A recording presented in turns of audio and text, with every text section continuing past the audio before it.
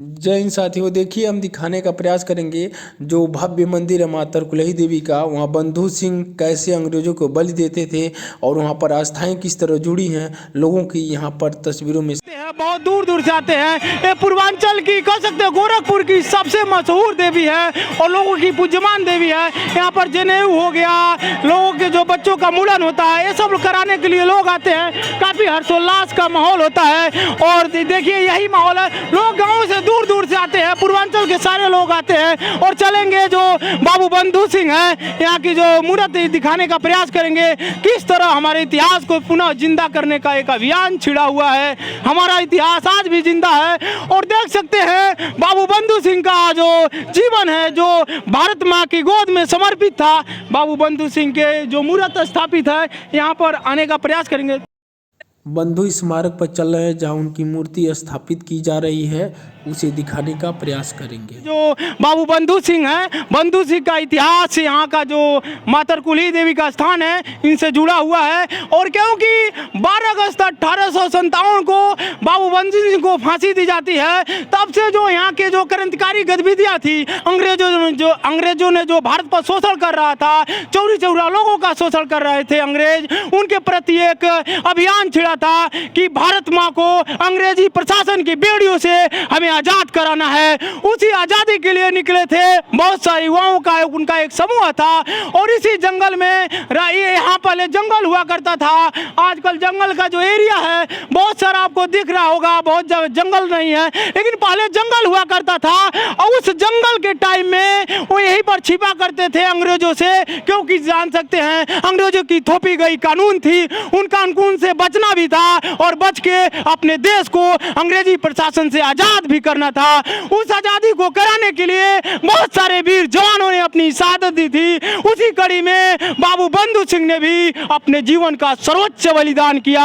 12 अगस्त 1857 ईस्वी को जब भारत का स्वतंत्रता संग्राम छिड़ा था, भारत माँ को अंग्रेजी प्रशासन की बेड़ियों से आजाद करने के लिए, उसी वक्त जो हुआ था, बाबू बंधु सिंह ने एक अभियान चला था। उस अभियान को आज देख सकते हैं किस तरह साक्षी मान करके यहीं पर एक तरकुल का पेड़ हुआ करता था। कहा जाता है बाबू बंधु सिंह का जो फांसी था, फांसी के टाइम में 7 बार उनकी फांसी ब्रेक हुई थी और 8वीं बार फांसी दिया जाना वीर बाबू बंधु सिंह ने स्वयं स्वीकार किया।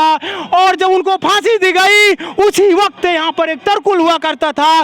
तरकुल का जो होता, तरकुल टूट गया, वहां से ब्लड के फव्वारे आने लगे। तो इस तरह बाबू बंधु सिंह का इतिहास माँ तरकुलही देवी के स्थान से जुड़ा हुआ है।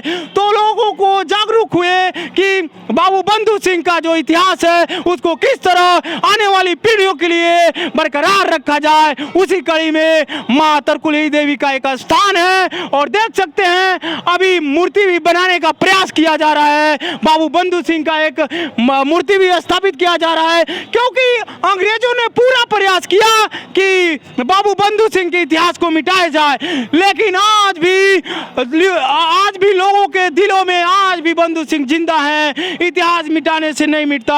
बाबू बंधु सिंह ने जो किया है देश के लिए, वो सदैव सदैव के लिए अमर और अजर रहेगा। क्योंकि एक शरीर छोड़ता, आत्मा अजर विनाशी होती है। आत्मा को दुनिया का कोई शस्त्र न काट सकता है, न अग्नि जला सकती है, न वायु सुखा सकती है। और बाबू बंधु सिंह की जो आत्मा है, आत्मा इसी इर्द गिर्द घूमती होगी और देख के वो भी हर्ष होते होंगे कि हमारे इतिहास को जो देश के लिए उन्होंने किया आज भी लोगों के दिलों में जिंदा है। तो ये देख पा रहे होंगे यहाँ बंदर भी हैं, देख सकते हैं यहाँ बहुत सारे बंदर हैं। कहीं न कहीं माँ तरकुलही देवी का जो स्थान है वहाँ पर देख सकते हैं बहुत सारे बंदर हैं। आकर के जो कहा जाता है दो धार्मिक स्थल होता है, वहाँ जो बहुत शांति होता है, नेचर शांति होता है। और कहीं कहीं हो सकता है उन युवाओं की जो आत्मा है, आत्मा इन्हीं हनुमान जी के अंदर देखने को मिले और इस तरह आकर के किस तरह तरह शोभा लोग बढ़ाते हैं। यहाँ से बहुत दूर दूर से अदर स्टेट के लोग भी आते हैं माँ तरकुलही देवी के स्थान में, क्योंकि यहाँ जो मनोकामनाएं मांगा जाता है, बहुत सारी मनोकामनाएं पूरी होती है। इस मनोकामनाएं जिसकी पूरी होती है और जो मनोकामनाएं मांगने के लिए यहाँ पर आते हैं, तो बहुत दूर दूर से लोग आते हैं। एक ऐतिहासिक स्थल है, हमारे इतिहास से जुड़ा हुआ एक स्थल है, और जब कोई भी चीज़ इतिहास से जुड़ा होता है वहाँ पर इस तरह से आना वाकई गर्व की बात होती है। तो जय हिंद साथियों, देखिए हम हैं माँ तरकुलही देवी के स्थान पर है। यहाँ पर देख सकते हैं जो श्रद्धालु जुलू है, यहाँ के लोग बहुत सारे गांव से लोग आते हैं, दूर दूर से आते हैं। पूर्वांचल की कह सकते हैं पूज्यमान देवी है, और यहाँ पर देख सकते हैं किस तरह लोग आए हुए हैं, पूजा अर्चना करते हैं। यहाँ माँ तरकुलही देवी के स्थान पर बहुत सारे लोगों की मनोकामनाएं पूरी होती हैं, और देख सकते हैं यहाँ पर कितना हर्षोल्लास का माहौल है। और बात करेंगे, बताइए यहाँ के बारे में कुछ बताने का प्रयास करें तो बेटर होगा। क्या बताएं, माता मतलब अमर शहीद बंधु सिंह का कहानी है। यहाँ पर माता उन्हीं से प्रसिद्ध हुई हैं। 1857 की कहानी है। तभी अंग्रेजों ने बलि देते थे। अब अंग्रेजों को जो गलती करते थे वो उनको बलि देते थे। उन्हीं के प्रकार से उनका अंग्रेज पकड़े तो उनका फांसी हुआ। 7 बार फांसी टूटा उनका। 8वां बार में कहे माता अपने शरण में लो, नहीं तो ये अंग्रेजों मतलब सताएंगे हमको। फांसी के प्रयास में 7 बार फांसी ब्रेक हो जाती है। 8वीं बार फांसी दिया जाना बाबू बंधु सिंह ने स्वयं स्वीकार किया और माँ से अपील किया, हे माँ मुझे अपने चरणों में आने दो, स्थान दो, और तभी उनको फांसी होती है। फांसी जो भी वहाँ होती है, यहाँ से तरकुल की जो तरकुल होता अपने आप टूट जाता है। वहाँ से तरकुल से यहाँ लोग कहा जाता है कि वहाँ से खून का फव्वारा दिखने लगता है लोगों को। यहाँ कह सकते हैं जो माँ तरकुलही देवी का स्थान है, यहाँ पुराना इतिहास है, बाबू बंधु सिंह से जीवन से जुड़ा हुआ है।